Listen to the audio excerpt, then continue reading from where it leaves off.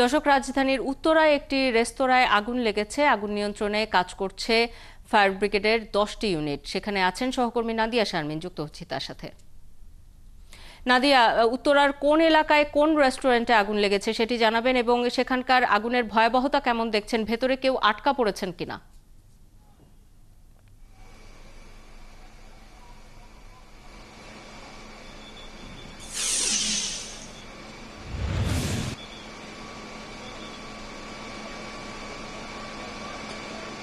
ধন্যবাদ। উত্তরা 12 নম্বর সেক্টরের 3 নম্বর রোডের দিকে এই আগুনটির ঘটনা ঘটেছে, অগ্নিকাণ্ডের ঘটনা। একটি রেস্টুরেন্ট মূলত। এই রেস্টুরেন্টের যে বিল্ডিংটি আপনি দেখতে পাচ্ছেন আমার পেছনে রয়েছে, এই বিল্ডিংটিতে আসলে একই সাথে বিউটি পার্লার রয়েছে, রেস্টুরেন্ট রয়েছে যেটাকে বলা হচ্ছে lovely pastry and candy restaurant, উপরে জিমও রয়েছে। আমরা যতদূর জেনেছি পিছনের দিকে বাসাবাড়িও রয়েছে এবং এই সব মিলিয়ে বিভিন্ন ধরনের একই সাথে এই জায়গাটিতে কার্যক্রম চালানো হচ্ছিল এবং এইখানে আগুনটি লেগেছিল। আগুনটি লাগার পরে এখনকার যে পরিস্থিতি, সবশেষ পরিস্থিতিটা আগে বলে নেই। এবং এখন মূলত এই অংশটিতে ধোঁয়া রয়েছে প্রচুর।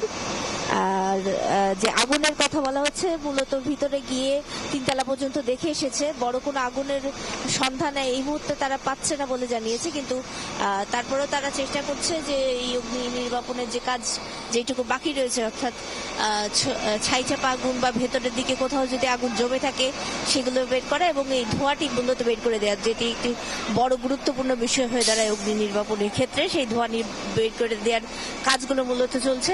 একেবারে আগুন বললে এখন আর তেমন বেশি আগুন দেখা যাচ্ছে না এবং এই জায়গাগুলোতে এই যাদেরকে আমরা যতদূর জেনেছি ফায়ার সার্ভিস এখন পর্যন্ত 6 জন ভেতরে ছিল, তাদেরকে উদ্ধার করে বের করে এনেছে এবং নিরাপদে তাদেরকে বের করা গেছে বলে ফায়ার সার্ভিস জানিয়েছে। এবং এই অগ্নিকাণ্ডের ঘটনায় আসলে আপনি দেখতে পাচ্ছেন যে রাইজারগুলো সাধারণত এই ধরনের উঁচু ভবনের ক্ষেত্রে ব্যবহার করা হয়, সেই রাইজারগুলো কিন্তু ব্যবহার করা হচ্ছে। সেই রাইজার ব্যবহার করে কিন্তু এখানে এই উদ্ধার কাজ চালানো হয়েছে এবং একই সাথে এই অগ্নি নির্বাপনের যে কাজটি সেটিও চালানো হয়েছে। এই মুহূর্তে আমরা মূলত দেখছি দোতলায় যে বিউটি পার্লারের জায়গাটি রয়েছে এবং তার সাথে ডেন্টাল, তারপরের অংশে অবশ্য ডেন্টাল এবং মূলত এই অংশে বিউটি পার্লার। এই বিউটি পার্লারের অংশটিতে ঢুকেই ভিতরে যেই আগুনের ধোঁয়াগুলো রয়ে গেছে সেগুলো বের করার কাজটি চলছে এবং তার সাথে ভেতরটি ঘুরে দেখে ফেলা হয়েছে। একটু একটু ভিতরে যারা গিয়েছিলেন, যারা কয়লা টয়লা ঘুরিয়ে বেশি ধোঁয়া না, সারা না, এখন আর আগুন টাগুন তেমন নাই, আহত নাই, কোনো লোক আহত নাই। এমনি ধোঁয়া, এখন ধোঁয়া আসতেছে। ওই যে বিভিন্ন যে কয়লাগুলিতে পানি পড়ার কারণে, ওই যে কয়লাগুলি পানি পড়ার কারণে ওই যে তাপটা পানি শোষণ করে ধোঁয়া হয়ে যেতেছে। বাসাবাড়ি এখন থেকে আমরা দেখতে যাইতেছি, আবার দেখতেছি। দেখছিলেন যে আসলে যারা ফায়ার সার্ভিসের আছেন তারা কিন্তু চেষ্টা করছেন এবং এখানে কিন্তু 11টি ইউনিট আমরা যতদূর জেনেছি ফায়ার সার্ভিসের কর্তৃপক্ষের পক্ষ থেকে আনুষ্ঠানিকভাবে যেটি নিশ্চিত করা হয়েছে যে 11টি ইউনিট এখানে কাজ করেছে এবং সেই ইউনিটগুলোর সাথে তারা অগ্নি নির্বাপনের সাথে ভলান্টিয়ার যারা রয়েছেন তারাও যোগ দিয়েছিলেন, স্থানীয় কিছু মানুষও যোগ দিয়েছিলেন। সব মিলিয়ে কিন্তু এই অগ্নি নির্বাপনের কাজটি সম্পূর্ণ প্রায় বলা যায় করার দিকে। হয়তো আমরা কিছুক্ষণ পরে নিয়ন্ত্রণের ঘোষণাও পেতে পারি এবং এখন পর্যন্ত যেটি আমাদেরকে ফায়ার সার্ভিস বারবার নিশ্চিত করছে যে এখানে কেউ আটকা পড়ে নেই। তারপরেও আমরা জানার চেষ্টা করছি যে কোনো আটকা পড়ার ঘটনা বা কোনো রকম কোনো ঝুঁকির জায়গা এখানে রয়েছে কিনা এবং সেই জিনিসগুলো মূলত জানার চেষ্টা করা হচ্ছে।